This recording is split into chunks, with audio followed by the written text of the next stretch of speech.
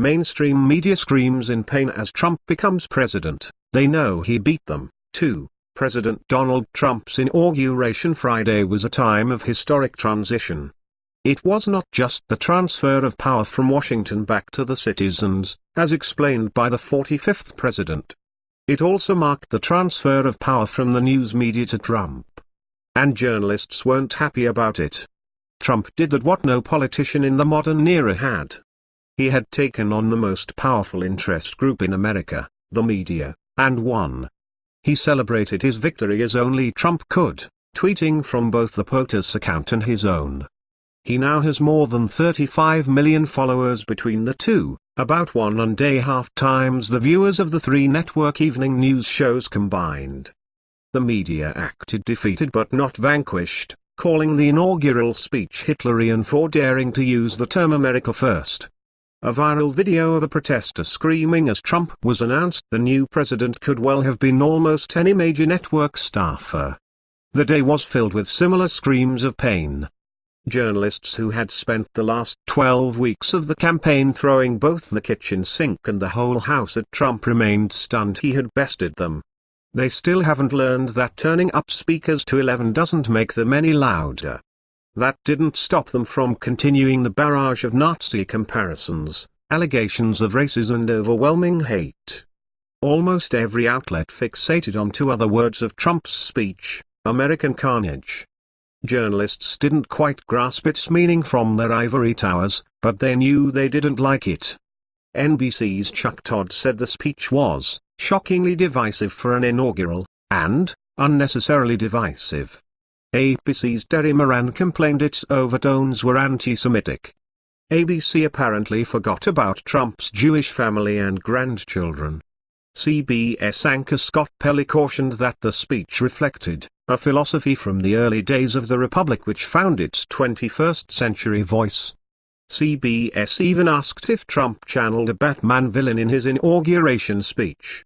The network actually compared the speech to one given by Dark Knight bad guy Bane. All 3 major networks also hid the political affiliation of those in the violent protest. Hint, not conservative.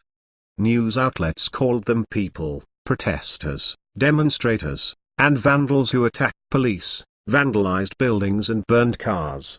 Never once were they called rioters even though they were rioting. It's the same downgrading networks do when they call terrorists militants. The rest of the traditional media took their digs as well.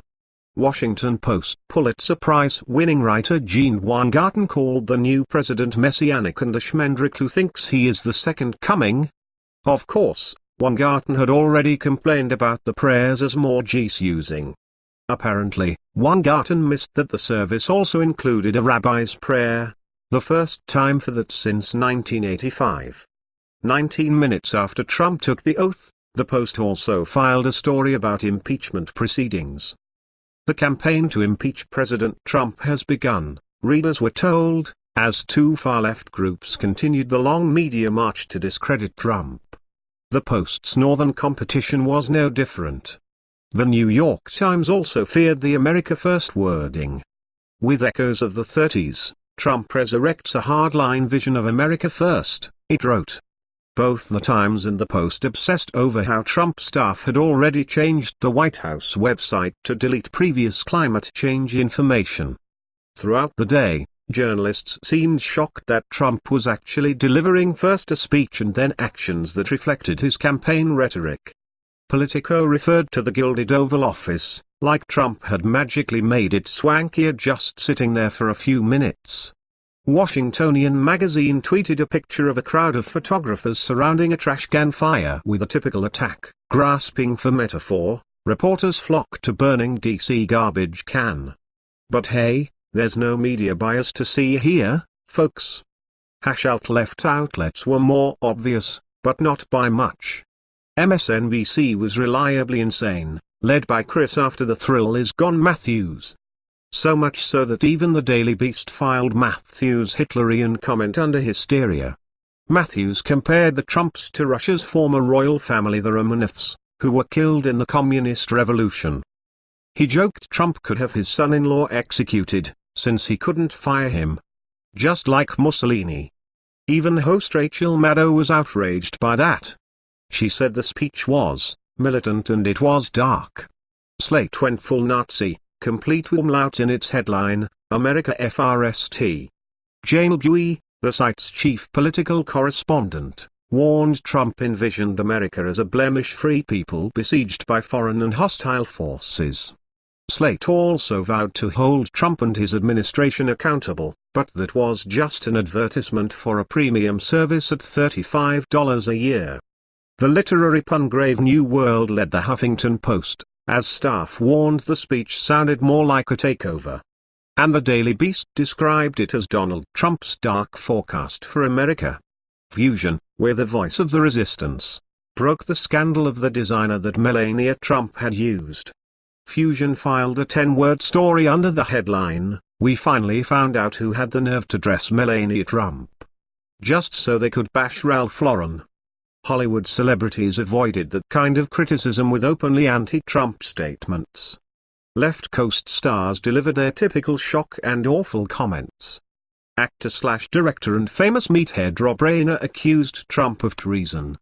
Entertainers told fans to set back their clocks. Actress Jessica Chastain said 100 years in, musician Brandon Williams 300. Director Joss Whedon warned tomorrow the devil's clown car opens and millions will suffer. Even some establishment conservatives weren't happy with Trump. Bill Kristol tweeted, "I'll be unembarrassedly old-fashioned here. It is profoundly depressing and vulgar to hear an American president proclaim America first." And George Will called the speech the most dreadful inaugural address in history. But journalists admitted that Trump spoke to his supporters and it was reflected in pro-Trump sites. The Drudge Report headlined in patriotic blue and red, "America Again. Trump sworn in power back to people." And Breitbart, which the major media now target on a regular basis, had two big headlines. It begins, "President Trump and 45 thumps establishment elite in first inaugural address." The accuracy is undeniable, but it's fair to say only conservative outlets viewed that as a good thing. Radio host and Fox News contributor Tammy Bruce celebrated one quote from the speech that journalists seem to want to miss. "When you open your heart to patriotism, there is no room for prejudice," said Trump. She summed up what she called the president's genuine understanding of the conservative ideal with one word: bravo. Dan Gner is the Media Research Center's vice president for business and culture. He writes frequently about media for Fox News Opinion. He can also be contacted on Facebook and Twitter as Dan Gner. Fox News from U.S. Politics Today.